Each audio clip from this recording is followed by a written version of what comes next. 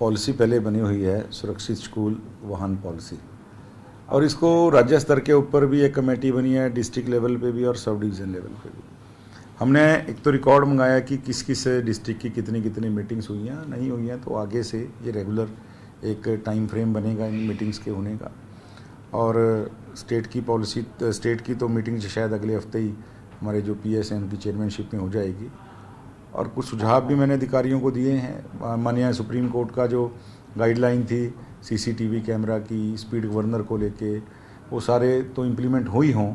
और साथ में हमने कैलकोमीटर का सुझाव भी दिया है कि अगर वो पॉसिबल हो सकता है उसकी ग्राउंड की जो एक बार रियलिटी चेक करके कि पॉसिबिलिटीज़ क्या हैं, तो एल्कोमीटर का सुझाव हमने दिया है कि जो ड्राइवर स्कूल बसों के ऊपर हैं वो कैसे शराब उन्होंने कितनी इनटेक कर रखे नहीं कर रखे सारा, क्योंकि अपने यूरोप में बहुत एडवांस सिस्टम हो गया, भारत अभी वहाँ तक नहीं पहुँच सकता। वो तो एक बाल का सैंपल लेके यूरोप में तो हेयर का सैंपल लेते हैं और 6 महीने तक इंसान के बॉडी में कितना अल्कोहल का कंटेंट रहा उनको सारा पता चल जाता है। लेकिन हम ये कोशिश करेंगे कि जो जिस तरह की दुर्घटना कल हुई है और उसका मुख्य कारण ड्राइवर का शराब पीना जो है सामने आ रहा है, और इसी वजह से उसने ओवर स्पीड में गाड़ी चलाई, और कम से कम ये हादसे शराब पीने की वजह से ना हो आगे से। इस तरह की जो कल एक सारा इतना भयानक हादसा हुआ है, अपने बेशकीमती जाने अपने बच्चों की खो दी, उन जो पेरेंट्स के दुख को मैं समझ सकता हूँ। तो आगे कम से कम हरियाणा में फिटनेस को लेके व्हीकल्स की ऐसा हादसा ना हो, ये कोशिश करेंगे। तो जो सर आप कह रहे हैं कि हम कोशिश करेंगे एल्कोमीटर हो, तो क्या रोजाना जांच होगी ये सुबह या? जी, वो बस के अंदर एक मैंडेटरी हम कोशिश करें, जैसे मैंने कहा कि अभी हम इसकी जो है ग्राउंड पॉसिबिलिटीज़ को चेक कर रहे हैं, तो होगी तो रोजाना ही होगी, वरना उसका कभी ऐसा तो कुछ नहीं। हाँ, सरप्राइज विजिट कोई भी करे अधिकारी, वो बात अलग है, सरप्राइज चेकिंग भी होगी, लेकिन एक लॉगबुक बने उसकी हमारी कोशिश है कि जो रोज़ की एल्कोमीटर के आधार के ऊपर कि इसने इनटेक कर रखी है नहीं कर रखी है। हम अक्सर देखते हैं सर, जब कोई हादसा होता है तो उसके बाद कुछ जांच भी होती है, लेकिन फिर वो सब कोई उसको भूल जाता है। तो ये रेगुलरली अक्सर ये देखा गया कि ये स्कूल बसें नियमों का पालन नहीं करती हैं, स्पीड गवर्नर की बात हो या सुरक्षा के दूसरे मानकों होते नहीं। तो सर इसको कैसे इंश्योर किया? आज मीटिंग ली आपने? मैं इंश्योर करूँगा कि कम से कम आगे से जो भी पॉलिसी बने, जो भी टाइम फ्रेम के अंदर इनकी चेकिंग की बात हो, व्हीकल्स की या किसी भी तरह का कोई भी एक जो शेड्यूल बनेगा, मैं बिल्कुल कोशिश करूंगा, हमारे विभाग के अधिकारी बहुत मुस्तैद हैं इस मामले में, कि ये बिल्कुल ग्राउंड उसके ऊपर जाकर देखें और हमेशा उसकी पॉलिसी की जो है फॉलोअप लेने के लिए भी टीम बनाएंगे और ये पॉलिसी जो है लागू हो।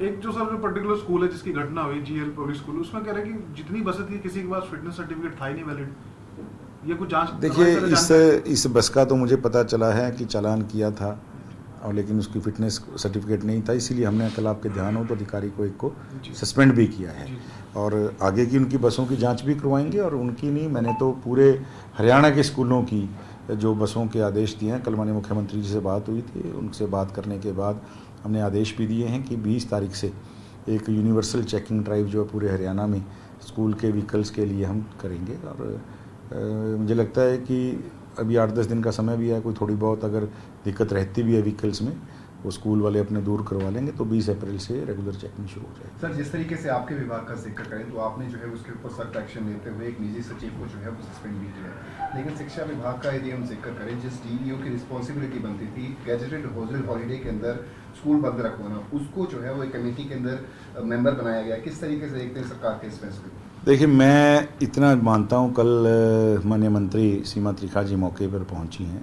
और वो स्वयं अध्यापिका भी रही हैं और एक बीइंग लेडी, और मुझे लगता है कि भाई वो दुख भी समझती हैं ग्राउंड रियलिटी पे चीज़ का, और बहुत सक्रिय मंत्री के नाते, जितना कि मैं उनके कार्यकाल को सीपीएस के नाते, विधायक के नाते देखा है, ऐसा नहीं है कि डीओ की रिस्पॉन्सिबिलिटी बनती है और उसको छोड़ दिया गया। इसके सारे पहलुओं की जांच करने के लिए कमेटीज़ बनी है। मैंने जिस तरह अपने विभाग की एक कमेटी बनाई है, स्कूल शिक्षा विभाग ने भी एक कमेटी बनाई है, और निश्चित रूप से जो भी इसमें दोषी पाया जाएगा वो कोई बचेगा नहीं। स्कूल का ओनर हो, कोई अधिकारी हो, ड्राइवर हो, किसी तरह की जिसकी संलिप्तता पाई जाएगी, वो सब के सब दोषी जो हैं वो छूटेंगे नहीं। लेकिन सर जो स्कूल शिक्षा विभाग की तरफ से कमेटी बनाई गई है, उस कमेटी के अंदर ही डीईओ को इंक्लूड किया गया है, जिसकी जांच की जानी चाहिए, उसी अधिकारी को जांच कमेटी के अंदर जो है वो बिठाया गया। देखिए, अगर ऐसा कुछ हुआ है, देखिए वो उच्च अधिकारी या उस विभाग के मिनिस्टर ही बता सकते हैं। और मेरे को तो जैसे मेरे संज्ञान में आया असिस्टेंट जो है सेक्रेटरी आरटीए, और जैसे उन्होंने फिटनेस सर्टिफिकेट नहीं था, प्रॉपर जो है जांच नहीं हुई, हमने तो तुरंत प्रभाव से उसको सस्पेंड किया है।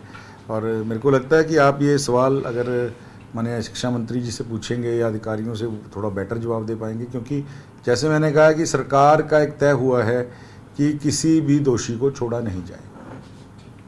धन्यवाद।